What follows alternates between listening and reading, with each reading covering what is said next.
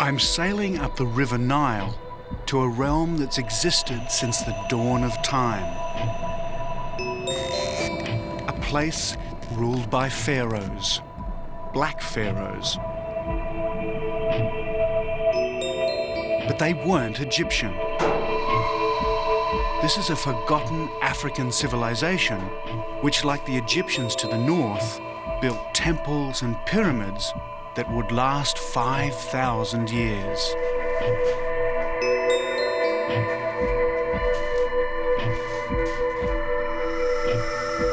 So my journey takes me 1,000 miles up the Nile, deep into a desert where temperatures soar to 120 degrees.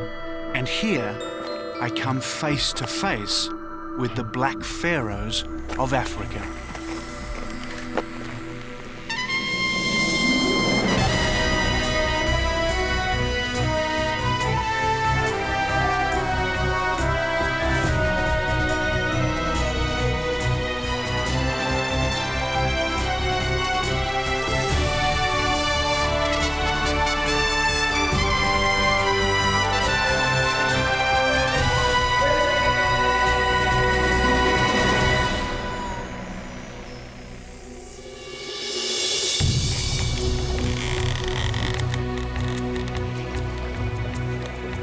Hello, I'm David Adams, and this is the Sudan. I'm about 2.5 days sailing south of the Egyptian border into what they call the Hidden Quarter. It's the least travelled part of the Great River Nile. From here to Khartoum, Sudan's desert capital, there's 1,000 miles of temples, tombs and fortresses of a culture that once ruled all Egypt herself. As the crow flies, my journey's only 330 miles. But by river, round the great S-bend of the Nile, it's triple that distance, nearer 1,600 kilometres. But first, a little history.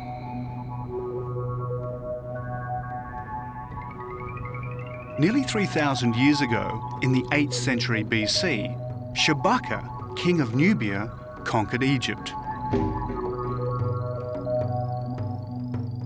His dynasty was to rule the Egyptian Empire for over a century, the 25th Nubian dynasty.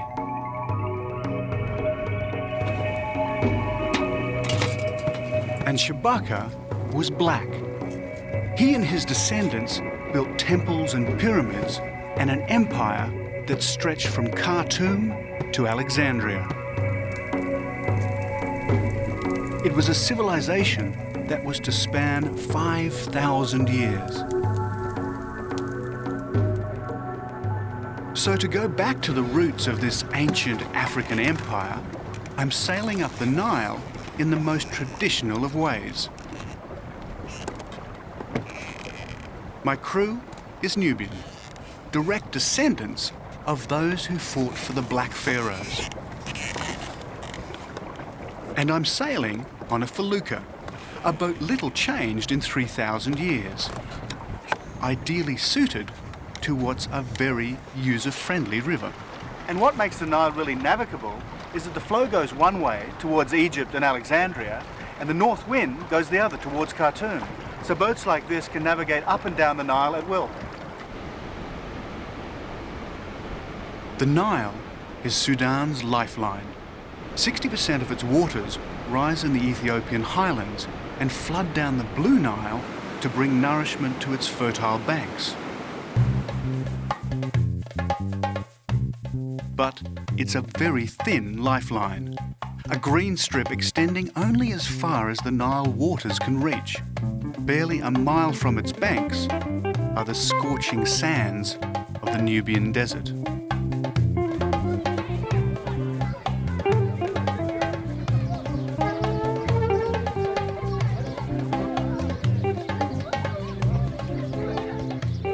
Today, the Nubians of Sudan live in mud villages much as they've done for centuries. And I never knew mud could be made so colourful. These walls have become a canvas on which to paint vivid, geometric patterns.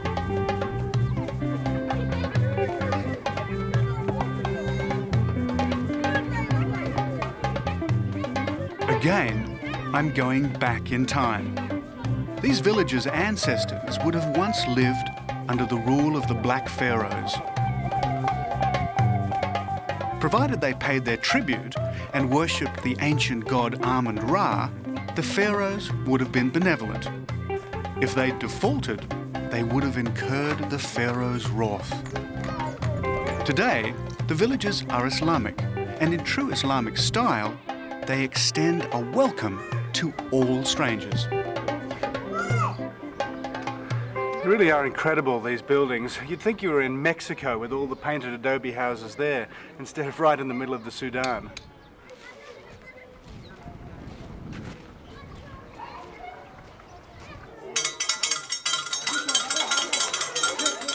School starts early in the Sudan, at 7 a.m. And as Westerners seldom pass this way, the school teacher grabs his opportunity.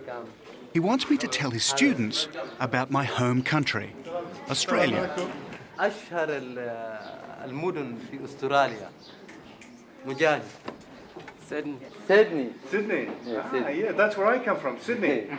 قال وثاني Do they know this one? Yes. This is the, okay, it's got big ears, okay, like that, and a very big tail. Yes.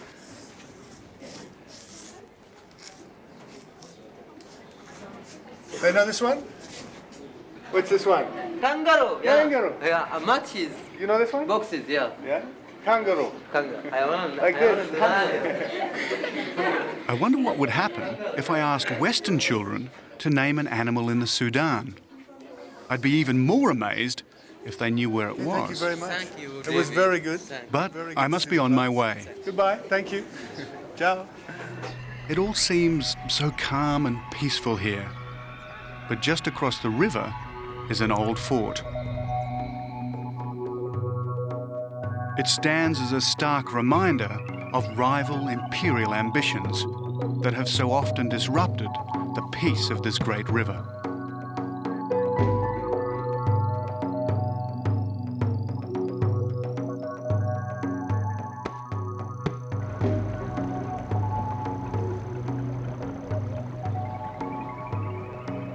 And here's another monument, a temple built by an Egyptian warrior, Amenhotep III, great-great-grandfather of Tutankhamun.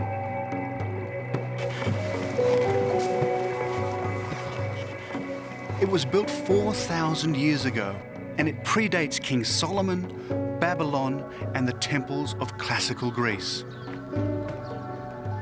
It was from temples like these that the Black Pharaohs drew their inspiration and founded their ancient African civilization.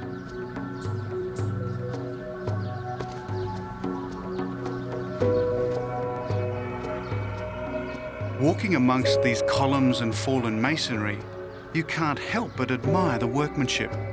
They're thousands of years old, yet it seems they were carved yesterday.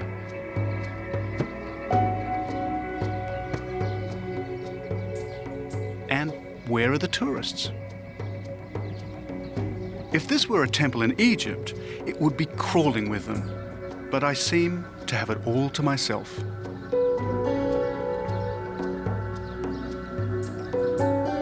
In Amenhotep's day, this was an imperial outpost marking what was to him the ends of the earth. Behind was Egypt, the known world. Beyond was Black Africa and the Nubian province of Kush.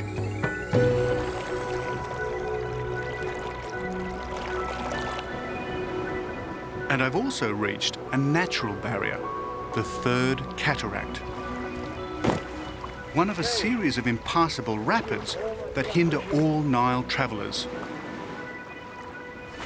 My felucca can go no further. Drum!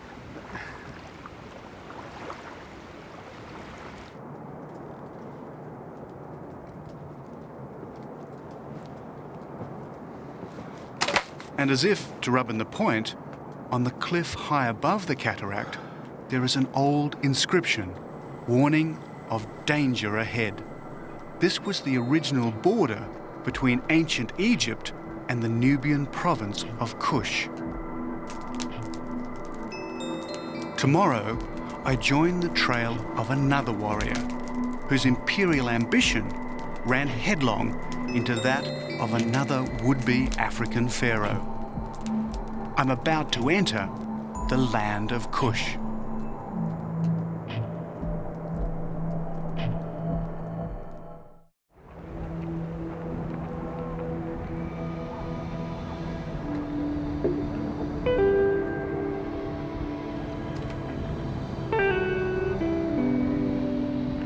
The following day, sunrise is obliterated by a desert storm. Minute grains of sand and dust get in your eyes and up your nostrils. Sandstorms like this are commonplace in the Sudan and most of North Africa, and they don't make a photographer's life any easier. I'm on the Nile on my way to Dongola, where I hope to catch an old steam ferry. In it, I hope to travel to Karima, round the great S-bend of the Nile.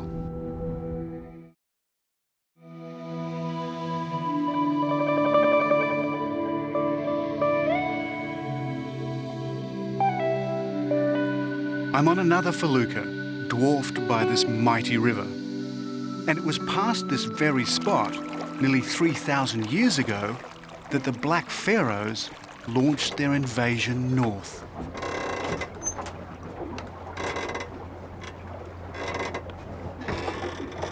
Now wind the clock forward to just over a century ago, and we find that history repeats itself.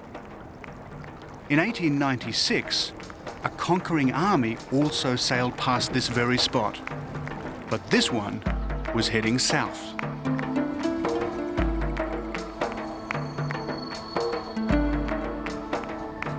In the 1800s, a man was born near here who believed he was sent by God.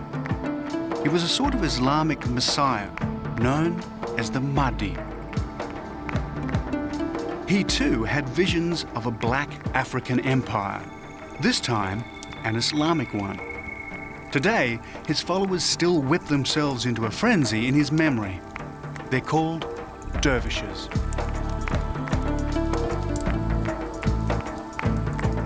"120 years ago, a dervish army launched a holy war to end British colonial rule.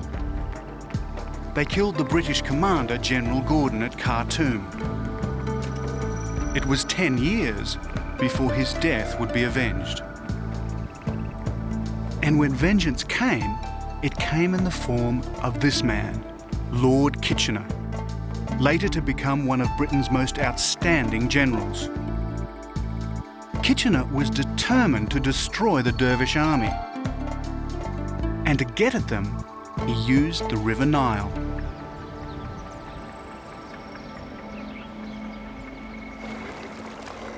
The next morning, we arrive in Dongola. Dongola. Ah, Dongola. Fantastic. And it was near Dongola, in 1896, that Kitchener's army first came under fire from the dervish forces. He quickly defeated them with superior firepower. Are these the ferry boats? Do they stand for Karima? لا لا شام It's finished. لا لا لا خسران أيوة. Well, there's my Nile ferry. Thanks to irrigation and droughts upstream, the river level is low. The result is that these once magnificent old boats have been left to rust in the mud. So my plan to travel under steam, like Lord Kitchener, won't work.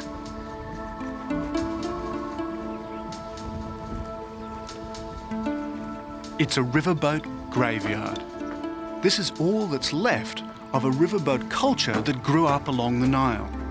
It was based on British imperial power, but it was romantic just the same.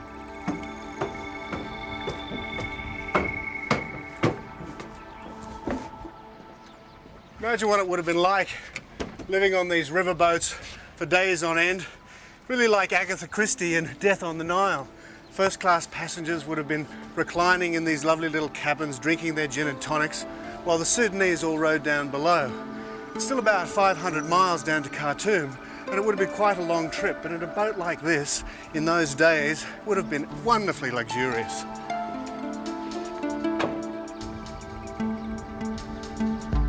The Battle of Dongola was Kitchener's first success.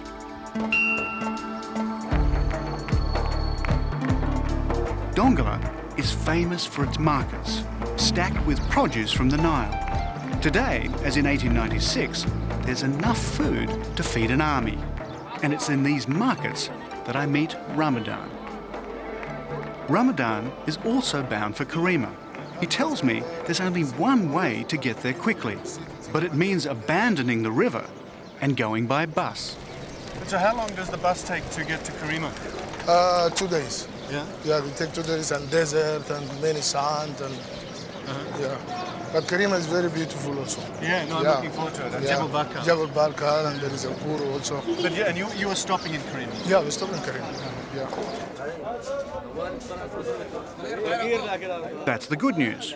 The bad news is that the bus doesn't leave until the day after tomorrow. So it's 2 days waiting. Yeah, that's waiting. There's not many buses in this country. Yeah, you must wait until that. Go take the tea. Hey, say shukran. The Sudanese are a nation of tea drinkers. So we discuss travel plans over a glass of sweet, minted tea. Is there much to see around Dongola? No. Dongola is also famous for its cooking. Perhaps I can relax and enjoy some Sudanese cuisine. But Ramadan suggests another form of cooking. You may think that being buried 30 kilometres out in the desert is some sort of Sudanese torture. Actually, it's something that a lot of people travel a long way to do, because this sand has incredible properties, and anybody with rheumatism who gets buried here for an hour or two walks away with almost no pain. Well, for me, because I don't have rheumatism, this is actually like a hot sauna. Well, probably in an hour or two I'll just be nicely baked. But it actually is very pleasant, I think.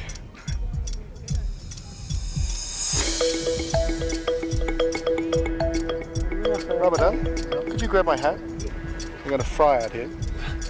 Thanks, mate. Now, how long do I have to stay out here? What do you want? 2 hours, 3 hours? No problem. I think I'll be cooked like a turkey. It reminds me of an ancient funereal custom of the Black Pharaohs. When a pharaoh died, he expected all his wives, courtiers, guards and palace staff to be buried with him, alive.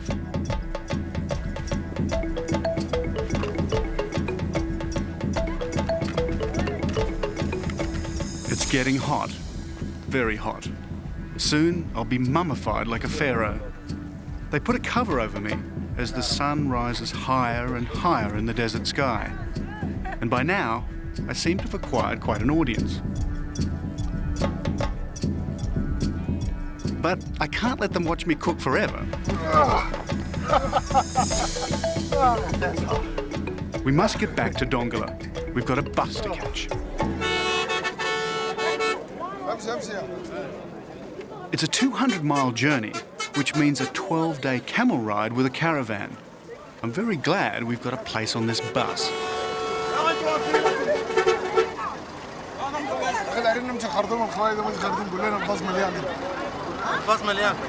The bus is full. Let's go and talk. Yeah, okay, that's fine. Let's go there. Thanks. There's no room inside, which means we have to sit up on the roof. Not to worry. Up here, it's a dress circle view. Thank you. Very good.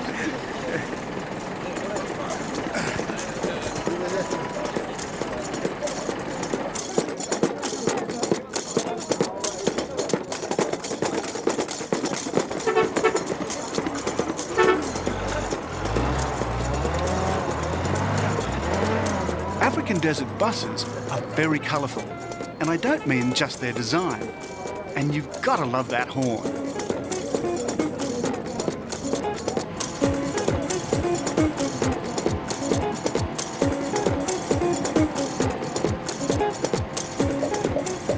have something for the wind? No, I have one. I can give you. Yeah, great. There is too much wind. You know how can you do it? Yeah, put it on. Okay. To keep the dust out of my mouth and the sun off my head, Ramadan insists I wear an emma, a form of Sudanese turban. That's great.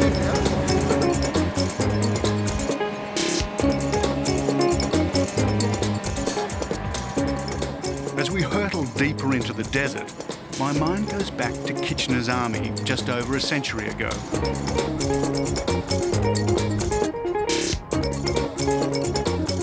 25,000 men marching through this desert. I'm glad I was born in the age of motorized transport.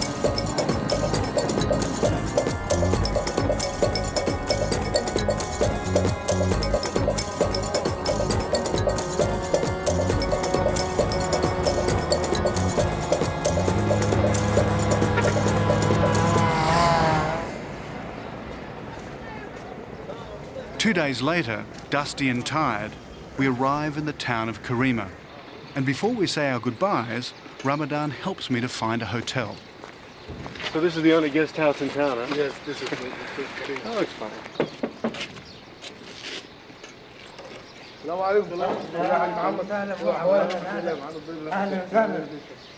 Okay, Thank you. David. See you. It was great having such a knowledgeable guide. Okay, thank you for you.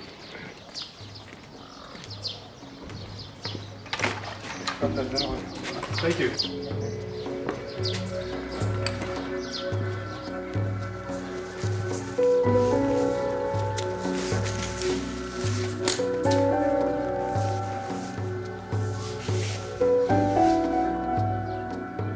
And as I drift off to sleep, my mind goes back to Nubia and that ancient African empire.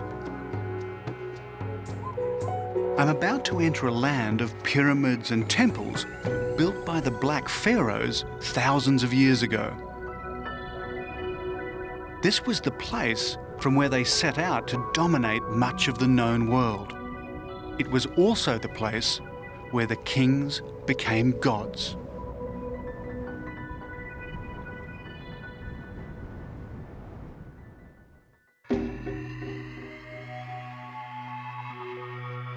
At first sight, Karima is just another North African desert town on the banks of the River Nile.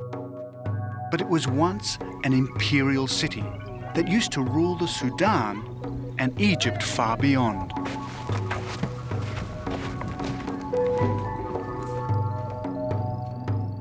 Towering over Karima is Jebel Barkal.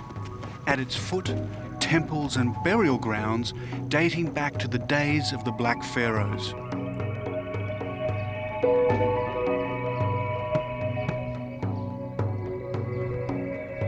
This was their sacred mountain. It was from here that they drew their royal power. And it was from here, nearly 3,000 years ago, that they launched their conquest of Egypt and beyond.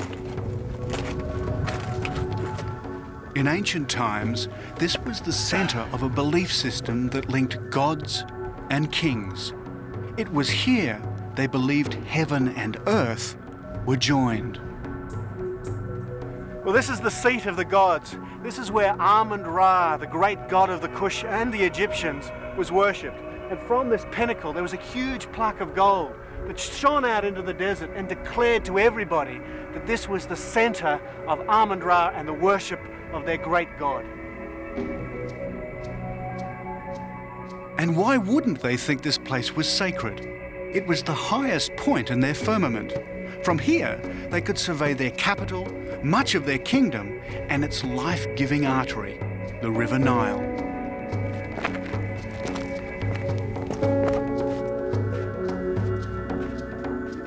Deep inside the mountain is a secret labyrinth.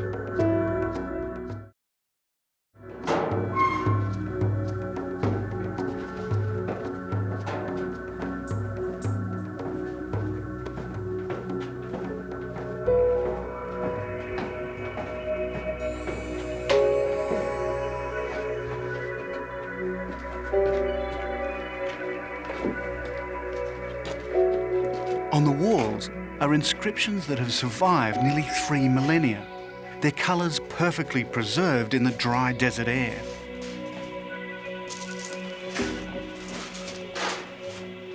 Even the most powerful of the Black Pharaohs feared this place, for here lived the god kings, where monarchs prayed and hoped to become gods themselves. It was their belief in Amun-Ra that inspired their holy war to conquer Egypt.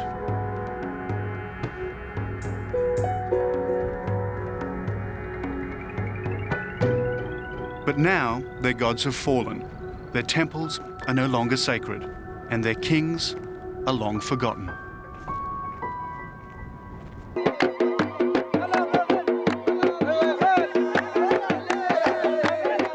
Back in town, there's an event on, a wedding. And weddings are the ultimate in Sudanese hospitality. The whole town celebrates. I'm in town, so automatically I'm expected to attend. It would be rude not to.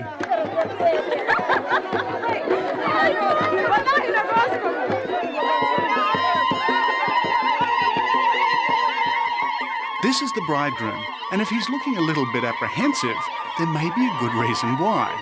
Most marriages in the Sudan are arranged, so it's quite possible he's never even set eyes on his future wife until today. Central to every marriage is the contract, normally drawn up after months and months of wrangling. So today's the day when the contract is supposed to be signed and the dowry paid. Well, the signing's almost finished, and after that, all the men are going to move out of here and join the women for what is only referred to as a festival. The problem is, they can't find the groom. The celebrant says a prayer. And suddenly, there's the sound of gunfire.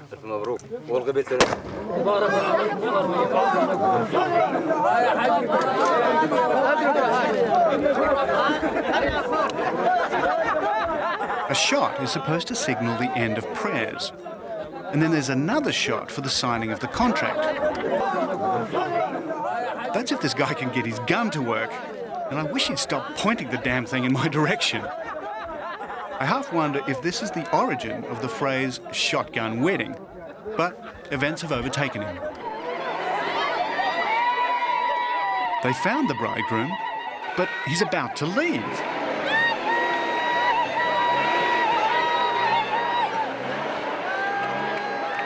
It looks like it's all over before it really began. Something about a family tiff, the drummer ran out. The families have divided, the groom's in one vehicle, the bride's in another, and they're disappearing. Apparently it happens all the time in Sudanese weddings. And it's time I was leaving too. I still want to visit the pyramids of the ancient kingdom of Kush. To do that, I must go further up the Nile and head into the desert. Fortunately, Lord Kitchener's army left behind a transport system to get there. Salam. Karima Station looks as if it were built for an English country town, but there's not much English spoken here. So for me, buying this ticket is a bit of a lottery. I'm not really sure where I've actually bought the ticket to. Got to bid Port Sudan. It was very cheap. It was only about $10. So if I get to Khartoum, it'll be a very cost-effective journey. The line goes from Karima up the Nile Valley, then hopefully south to Khartoum. On the way, I'll stop near Meroe, but for the moment, I just need to get on this train. The first thing to realise about trains in Sudan is that they're very crowded. I thought I'd got here early, but obviously not quite early enough. The second thing to learn about them is that they leave on time. At least this one does.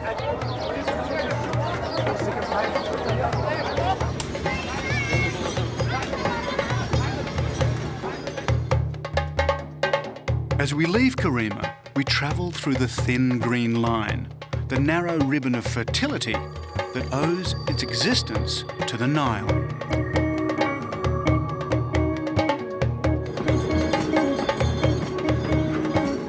Then, as if to rub home the point, quite suddenly we're in the open desert. Next stop? Well, I'm not too sure about that, but I'm told we're heading in the general direction of Khartoum.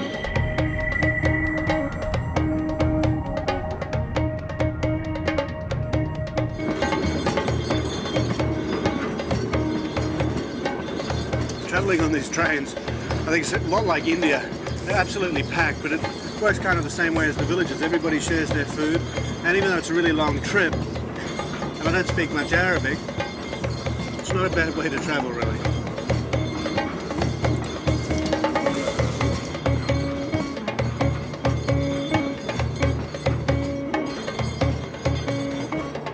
That's if you don't mind sitting on the floor, but I'm too tired to worry.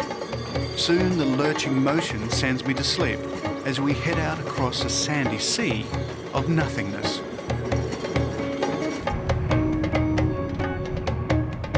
But as I was to find out, getting on the train is the easy bit.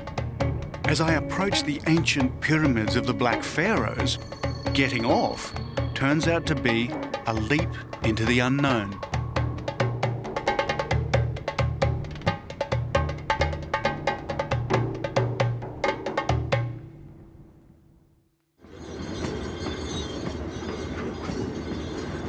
When the British Empire held sway over this part of Africa, one of its lasting legacies was the rail system it left behind. This is the Sudan section of what imperialists like Lord Kitchener hoped would one day become the great Cape Town to Cairo railway.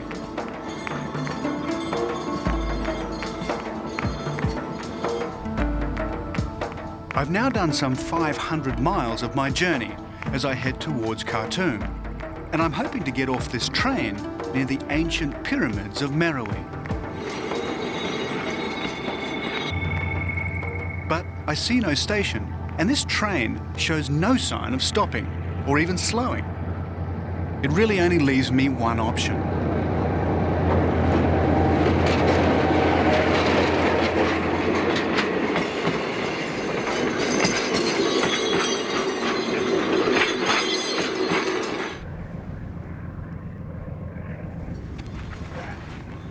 I don't think that was the smartest move in the world. Jumping off trains I don't recommend. Don't know if I actually broken my collarbone, but I've certainly given it a hell of a jar. So we'll just see what happens. But I wouldn't recommend jumping off trains.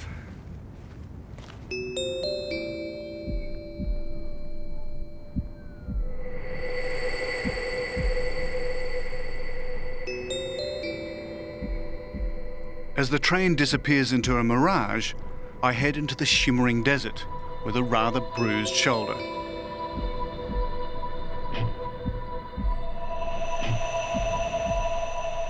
On the horizon, my destination, Pyramids of Meroe.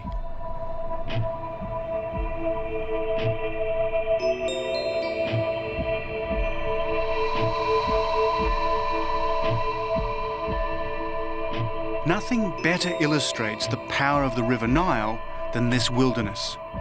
I'm well beyond its irrigating reach in a wasteland ruled only by sun and wind.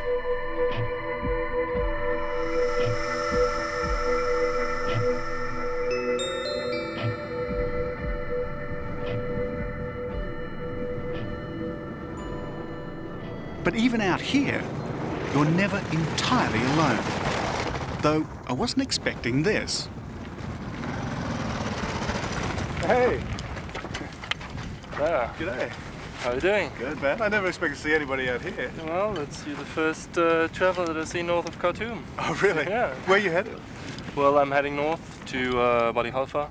Try to catch a ferry there, across Lake Nasser, going to Egypt. Wonderful. We would just come from that way. I've just actually come down on the Nile. Yeah.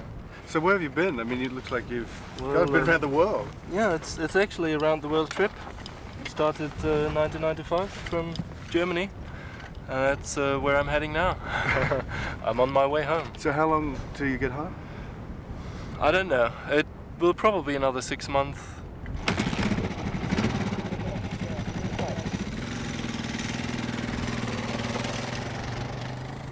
So he heads north, and I continue south. They call these the Forgotten Pyramids. Because of a Western obsession with Egypt, the Sudan is not on the tourist trail. So these pyramids are rarely seen by Westerners. And yet there are more pyramids here in the Sudan than there are in Egypt. And out here in the middle of nowhere, I guess this is the closest I'll get to hiring a taxi. Yes. Want to get a camel? Is okay?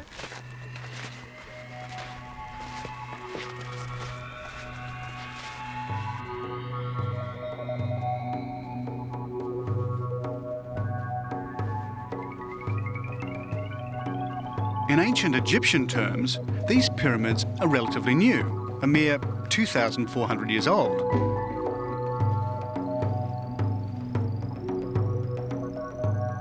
But in terms of Western discovery, they're even newer. They weren't seen at all by outsiders until the middle of the 19th century.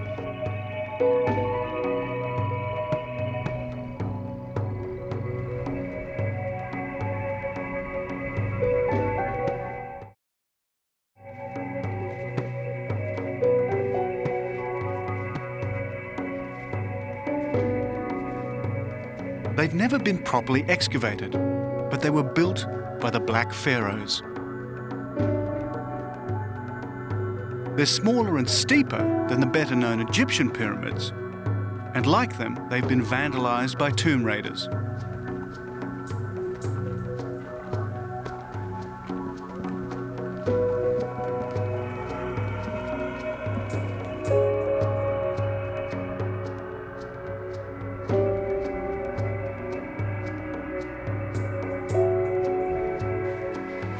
They tell me that 19 kings are buried here, along with 53 queens, countless slaves, attendants, dogs, horses and other animals.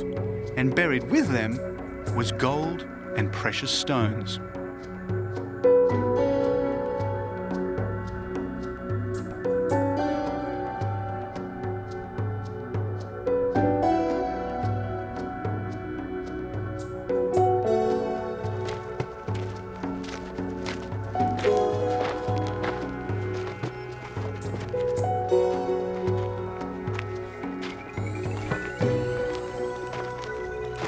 Let's go take some photos.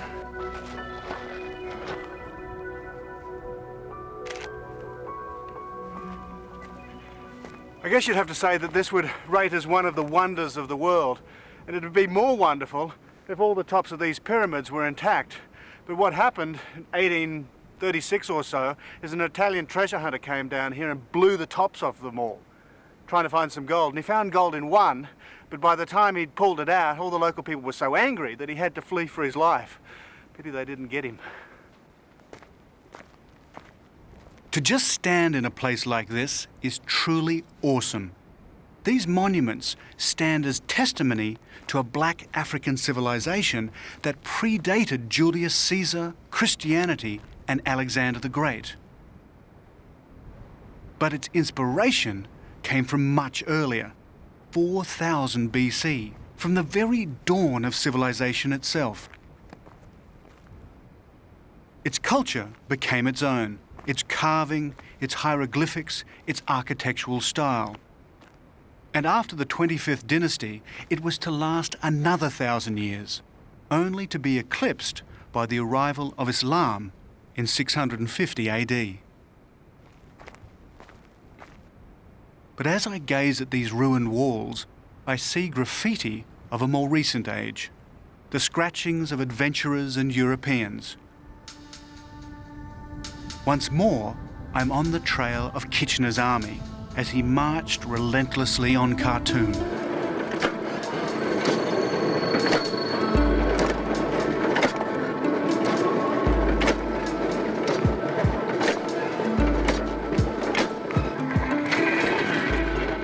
Almost a century ago, he built a military railway to supply his troops. This is part of that line.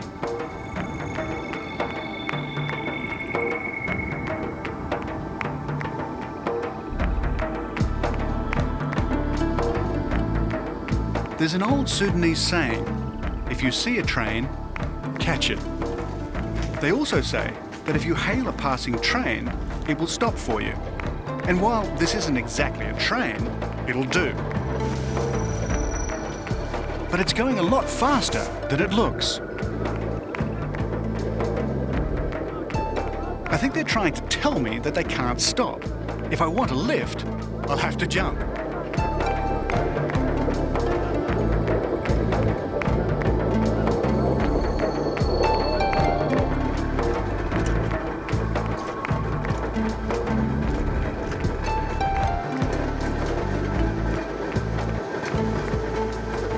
A great way to cruise into El Kadab. Here I'm told there's a real Nile steamer that can take me up to Khartoum. It's taken me nearly 3 weeks to get this far.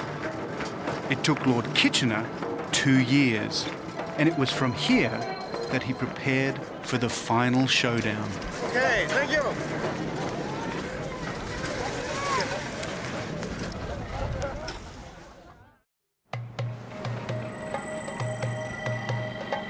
At last, I get my chance to ride an old Sudanese Nile ferry. And what a wonderful way to travel down Africa's longest river. In 1898, it's how Lord Kitchener would have entered the city. And it's how I entered the city a century later. Back in 1898, a boat like this would have been bristling with guns. Kitchener used a flotilla of them to bombard Khartoum. And these guys' forebears would have been on the receiving end, pawns in a great political game beyond their control.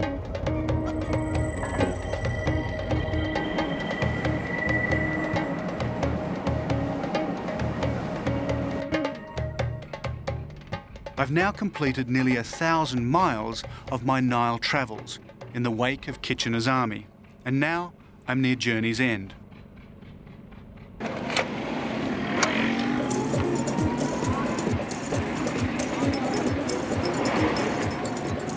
I want to make a small detour to witness a very special event. But first, my taxi driver has to fight his way through Khartoum's chaotic traffic.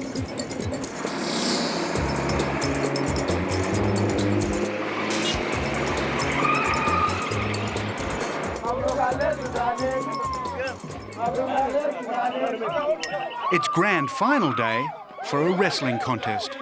And as with all grand finals, the rival teams need their cheer squads.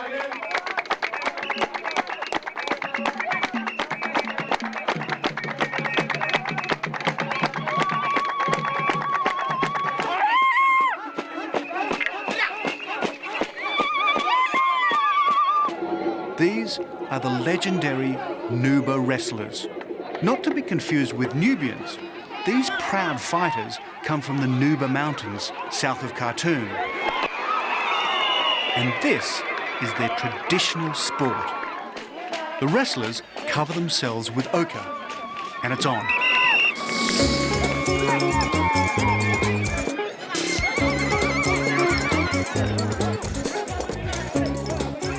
The rules are simple. Make your challenge, then try to throw your opponent on the ground. It's an endless cycle of challenge, wrestle, throw. While the cheer squads show no sign of losing voice.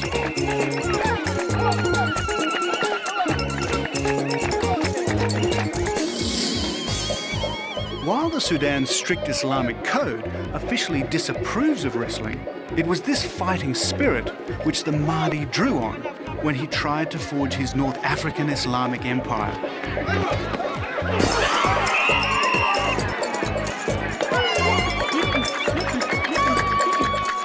And it was this fighting spirit that took the British by surprise over a century ago. The final showdown came at the Battle of Omdurman.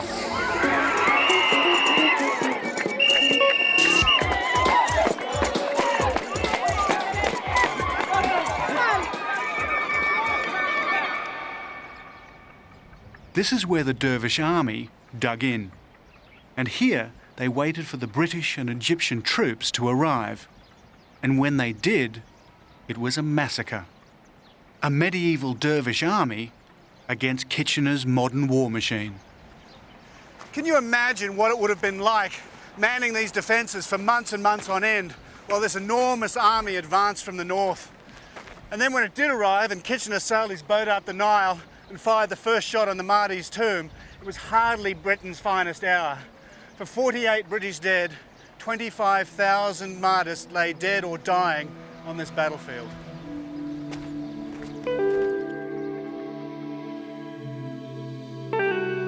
The Battle of Omdurman was a slaughter. Spears and daggers were no match for the British artillery. It was at Omdurman that a new weapon would come into its own: the machine gun.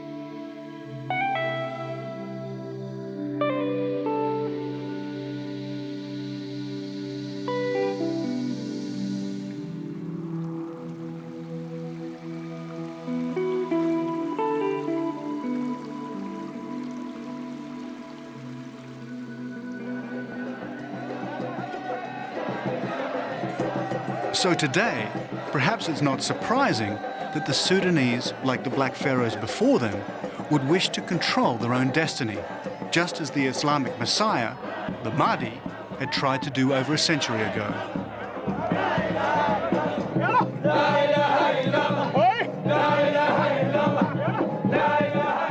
Every Friday at sundown, the descendants of the dervish army come together. This was how they prepared for battle. Today, it's how they make contact with God. And as the word dervish means poor man, that's how they turn out. Some even wearing clothes made from rags.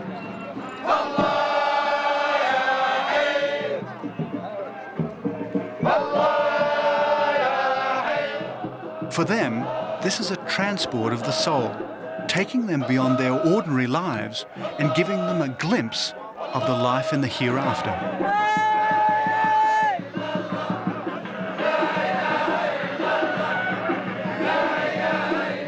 And as they fall into a trance from the ecstasy of the dance, I wonder if they're drawing on an earlier tradition. One day, they believe, another Messiah, another Mahdi, will be sent by God.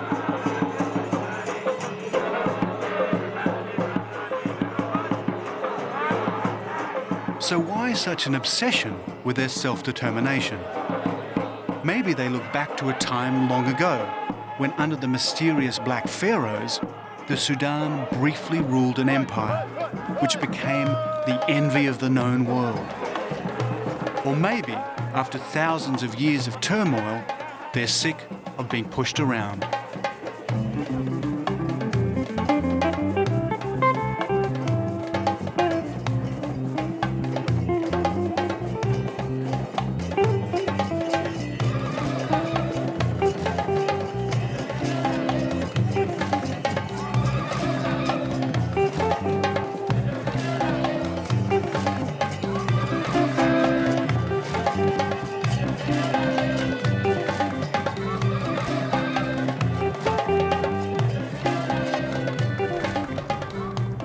As I head back down the river of life, I realize there's one reason for all of this, one cause of all their sorrows and joys, and I'm sailing on it. It's the River Nile.